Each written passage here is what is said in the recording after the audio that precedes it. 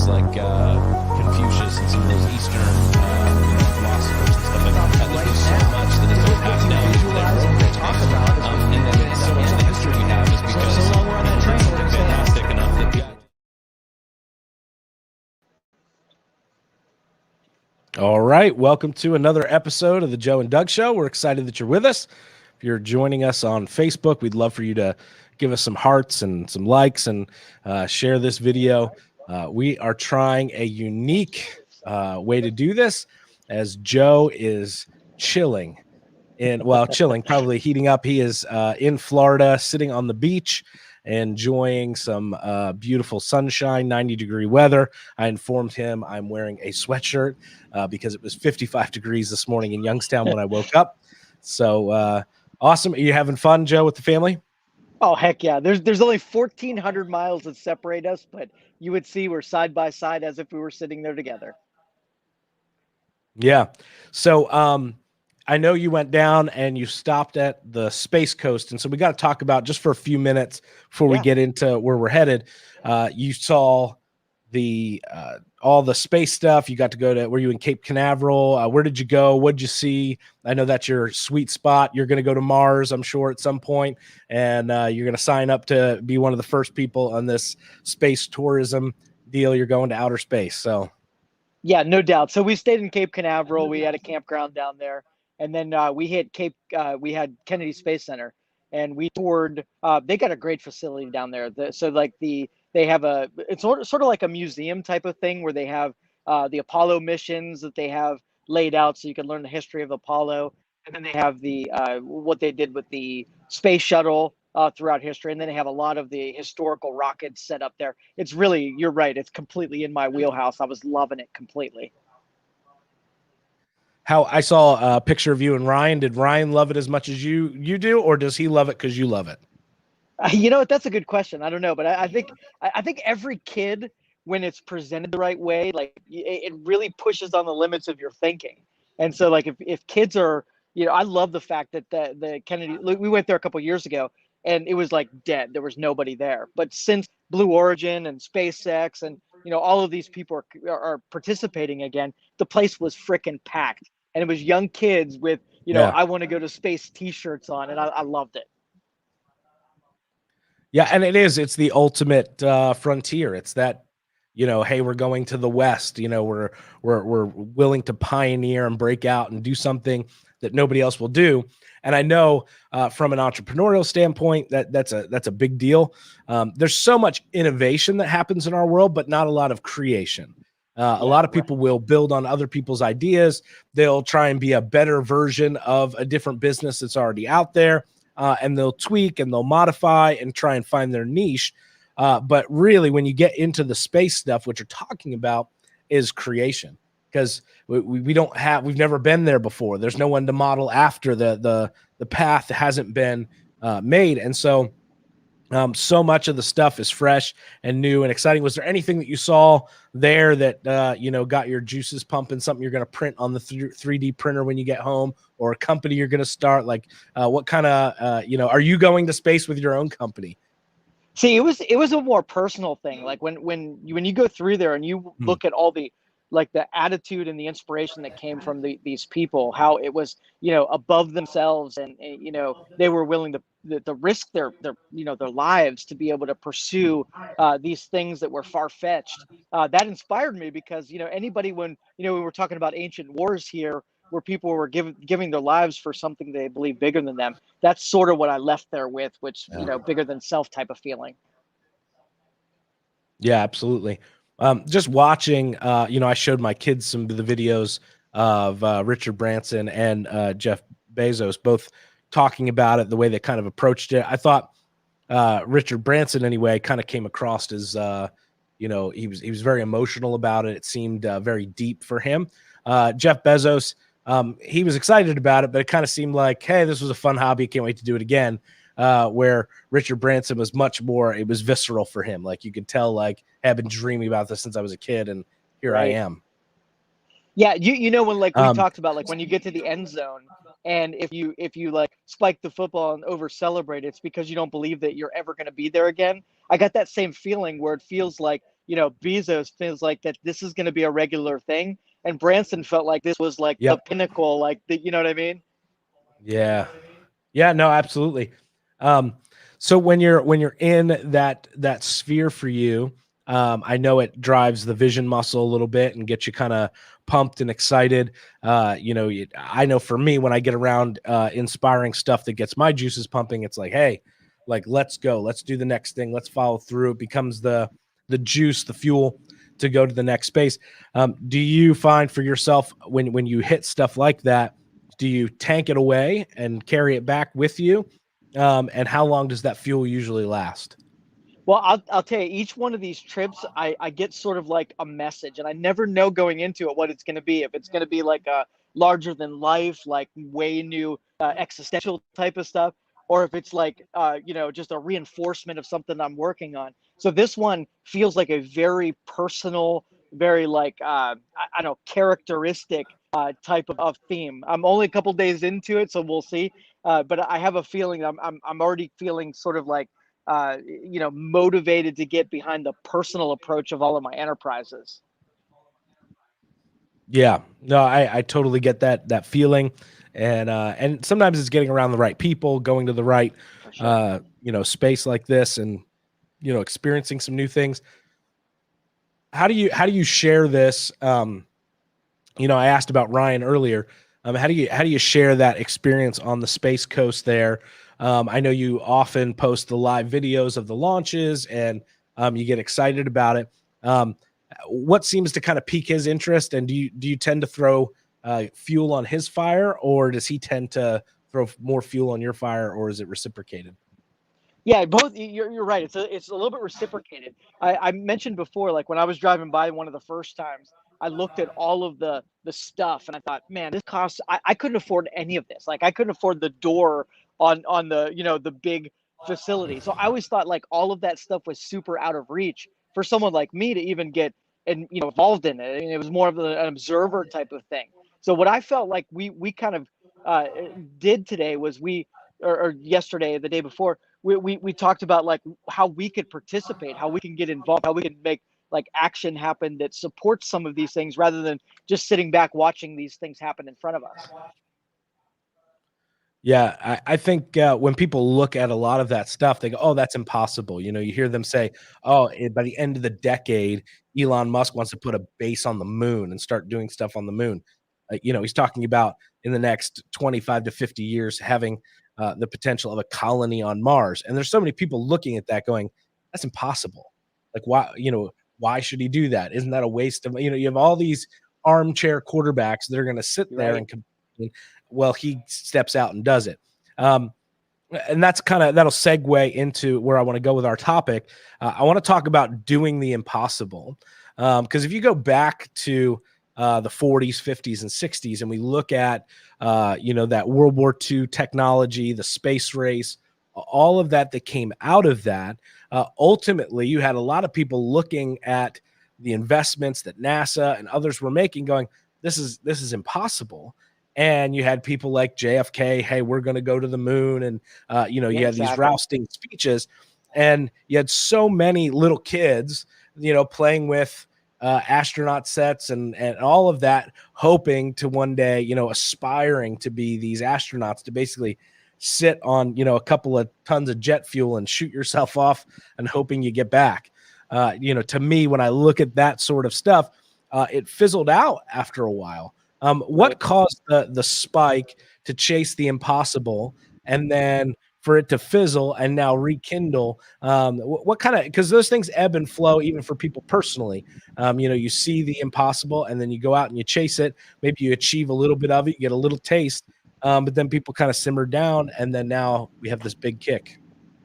Well, we went for a long time where we had like an attention span of like 30 minutes, where we had to have something like started and finished within a 30-minute segment, or we'd lose interest or we'd get negative about it. So you have a lot of these, really far reaching, goals that are going to take more than one iteration in order to have any kind of success. If you were to look back even at like what Elon Musk did, I mean, he went through, 2 years worth of failures before he got to a point where that he could even launch a rocket with any kind of stability. So I think that's where we're at right now. As long as we get a sense for we're making little strides, like little successes along the way. And since we've got three companies vying for it, I think we're going to get a healthy dose of getting little successes out of the way. So I think we're on the upswing. I think that, especially people getting involved now, kids getting involved now, will have lots of stuff, road ahead of them to get involved in.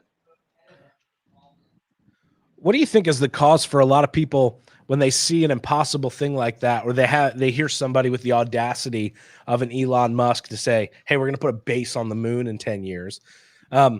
There's this wave of reaction and repulsion to this space tourism. They could be spending. I've seen the memes already. They could be spending their money on so many better things. We could, cure poverty. We could do all this stuff. Even Jeff Bezos's comment, where he thanked all the Amazon purchasers and stuff.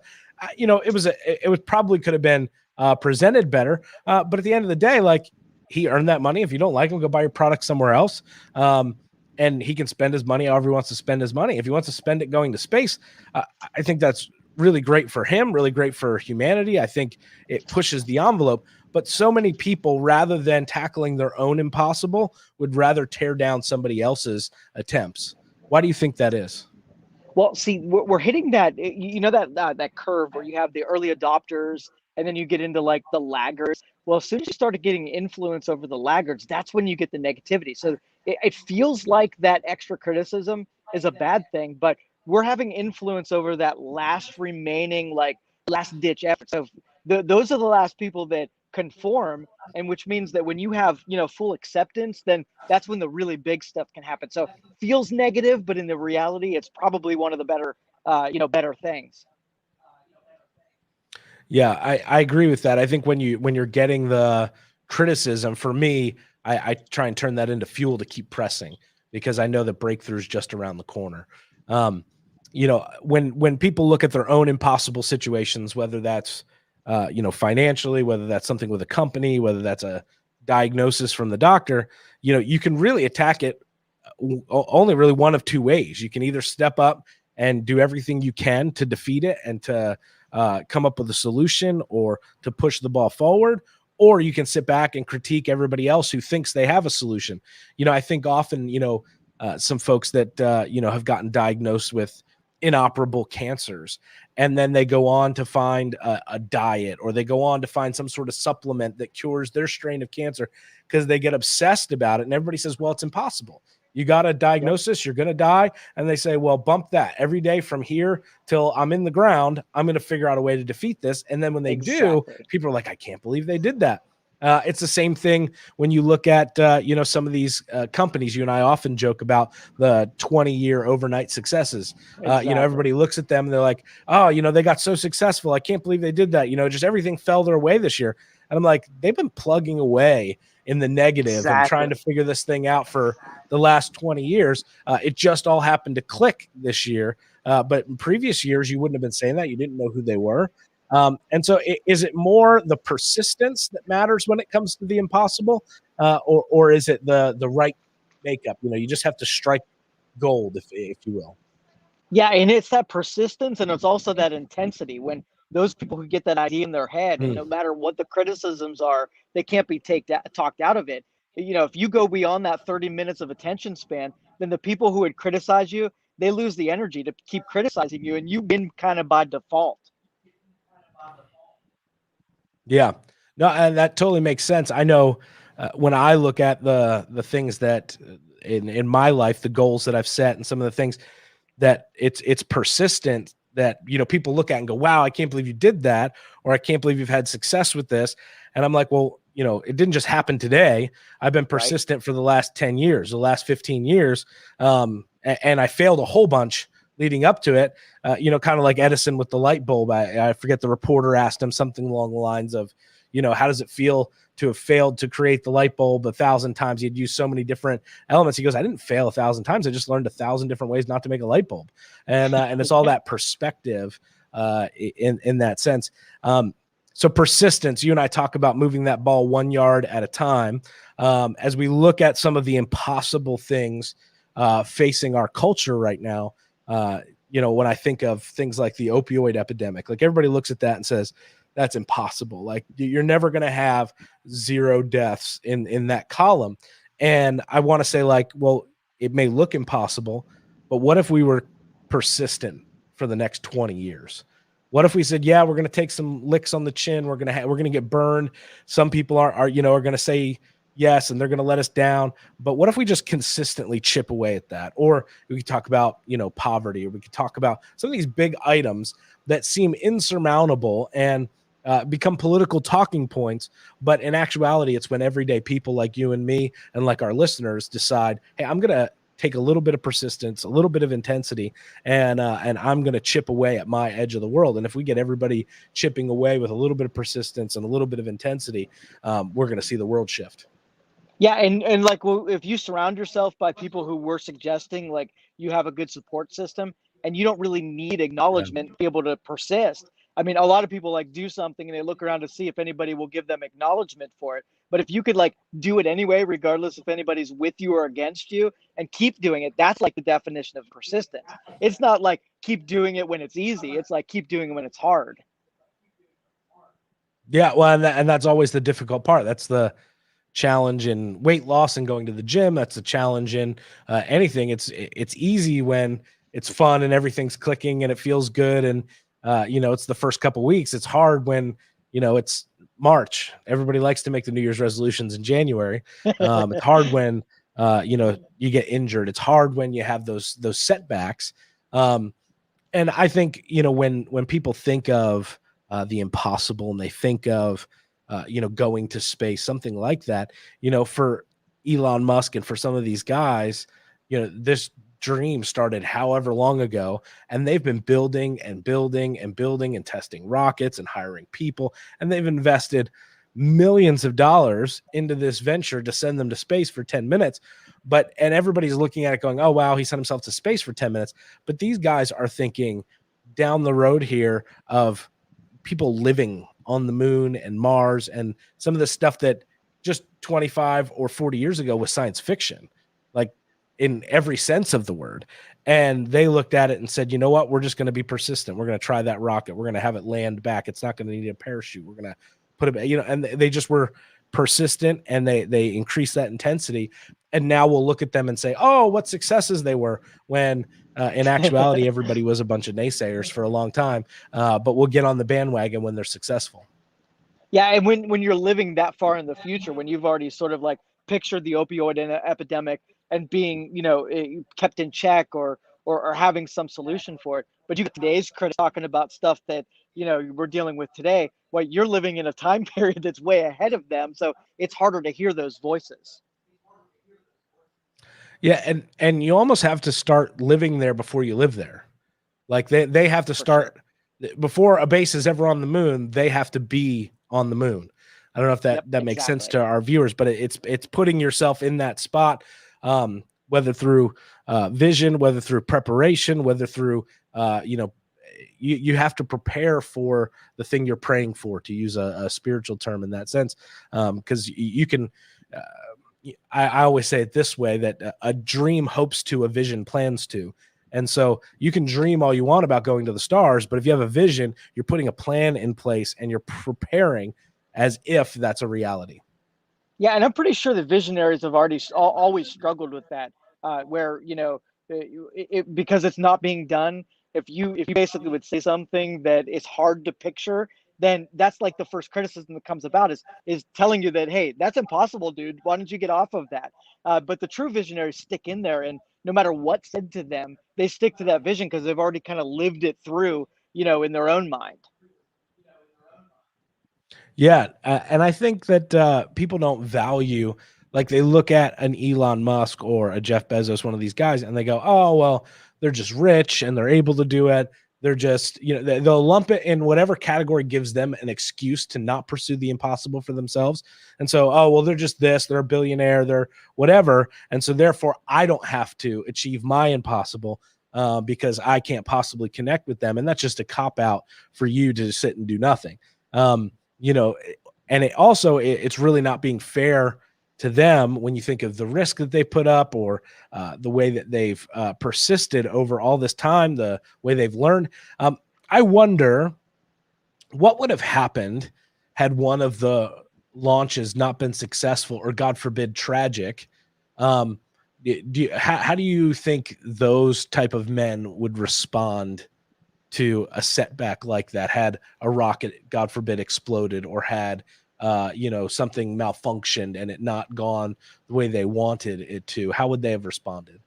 Yeah, see, I think the public would have been super quick to see, like, say, like, "I told you so," and I think Bezos and the other guy with his name anyway. But I think Elon is different in that respect. I don't think that would have dissuaded him at all from doing anything. I don't think public opinion is much on his radar. But I got a question for you. Like, I think pretty critical. Like when we were in high school, if we were asked the question, like, if you had $1 billion, what would Doug Reed do?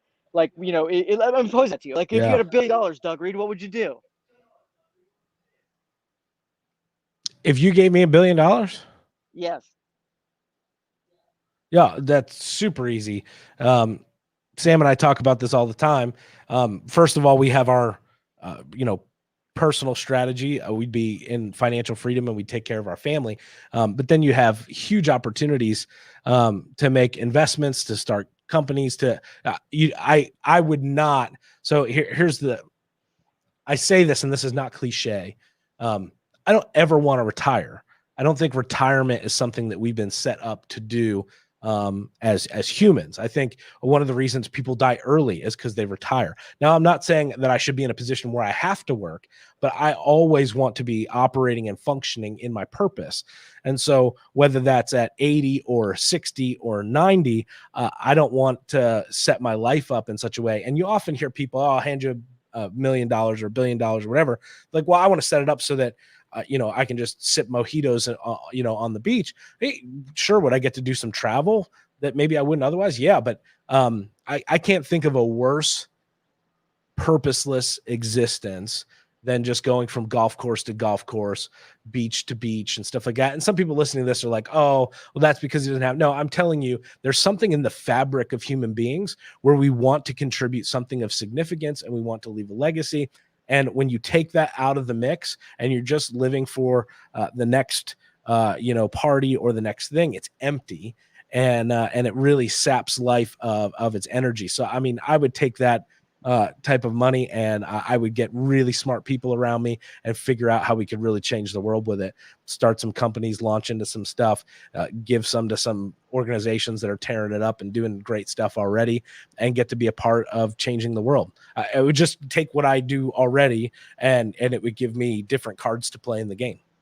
Yeah, and I don't think there's those three guys, Branson, Bezos, and Musk. You give them $1 billion, and I don't think it's by happenstance that they all chose sort of like space as their frontier. I think everybody gets in that existential space and say, okay, well, now I have the chance to change humanity's trajectory. What can I do? Like, where's my wheelhouse? And I kind of can picture you with $1 billion in your wallet and all the lives that you would change. And some people might go the humanistic approach. Someone be the technology. Someone would be the space as a frontier, oceans, whatever your wheelhouse would be. But Right. I think all of us should sort of like make sure that our kids are asked that question, not with a like far fetched that'll never happen to you. But I think all of us need to start dreaming about, if we Yeah. were in that position, how we would tackle it.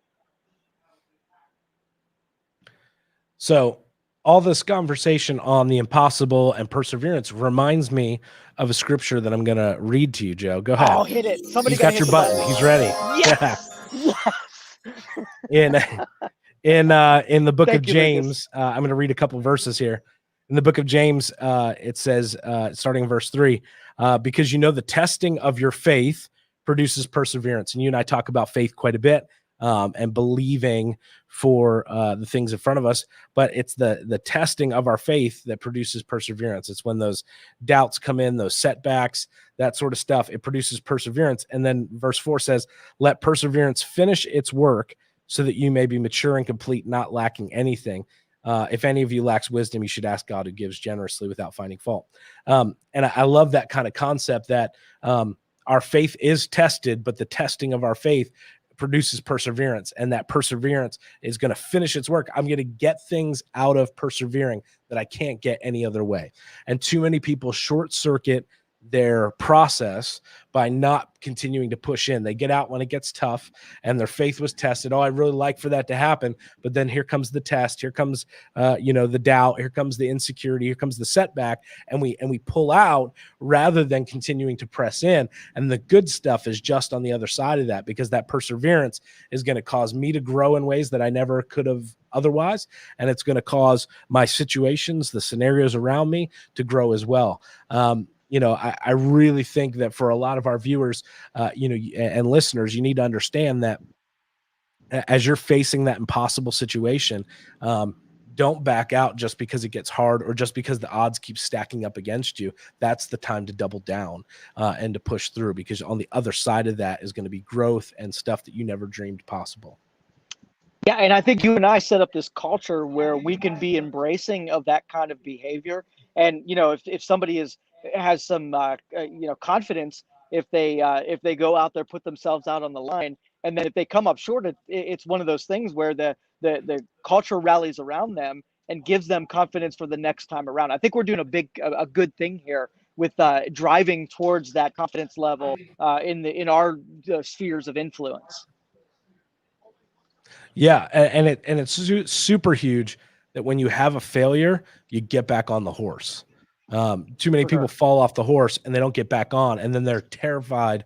Well, I can't do that again. I tried to start a business one time. We tried to have a rental property one time. We tried to do that thing and we got bit by it. It didn't work. And so then we never get back on the horse, and we spend our whole life wondering what it's like to ride a horse, when in actuality, you just got to climb yourself back up there, and you may get thrown off one or two more times. But the joy of riding it and the joy of the ride is worth the potential of getting thrown off. And too many people aren't willing to, not know that it's going to succeed. Yeah, and I answered that question mentor. before. A question before about like how quick the regular people are quick to like throw you under the bus and give up and show you that it shouldn't have been done or couldn't have been done. And fighting that in our culture is saying that hey, there's just people that are pushing on long odds that if you rally behind them and you keep them in the game, chances are that they're going to succeed or are pretty good if given enough time.